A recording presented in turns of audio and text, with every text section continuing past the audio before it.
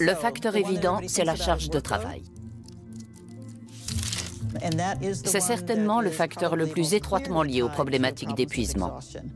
En gros, il y a déséquilibre ou inadéquation quand la charge est très élevée et qu'on manque de ressources pour y faire face.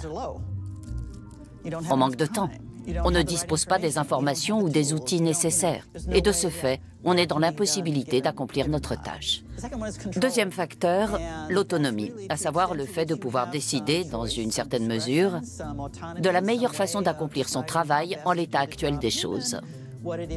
Ou son contraire, quand on ne vous laisse aucune latitude, tu dois faire ça. Ce qu'on constate, c'est qu'une grosse charge de travail assortie d'un fort pouvoir de décision, ça passe. Mais sans aucune latitude, ça casse. C'est comme Sisyphe qui pousse son rocher et le voit retomber tous les soirs.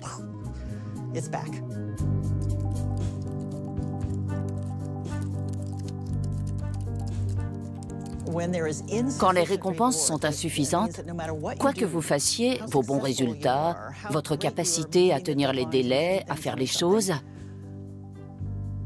tout ça passe inaperçu. La récompense ne se limite pas au salaire ou aux avantages.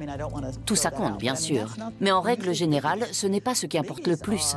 Ce qui importe, c'est la reconnaissance sociale, la valorisation. Le fait que quelqu'un prenne la peine de vous dire « Oh, dis donc, tu nous as sortis d'un sacré pétrin, tu as réussi, merci beaucoup. Sans toi, on y serait encore. » La communauté, c'est votre environnement social, les gens que vous côtoyez au quotidien.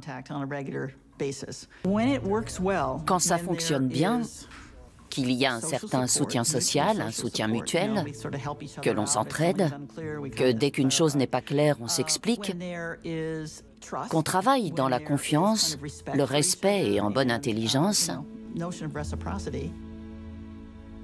Quand tout ça fonctionne bien, très honnêtement, c'est de l'or en barre. Quand les gens sentent qu'il y a de l'injustice, qu'on les traite inéquitablement, ils deviennent très vite cyniques. Et si un conflit de valeurs s'ajoute, c'est encore pire. Il faut être attentif aux gens et tenir compte de leur mode de fonctionnement. Qu'est-ce qui les motive? Qu'est-ce qui les incite à faire de grandes choses? De quoi ont-ils besoin pour se ressourcer et rebondir, en gros, pour bien vivre?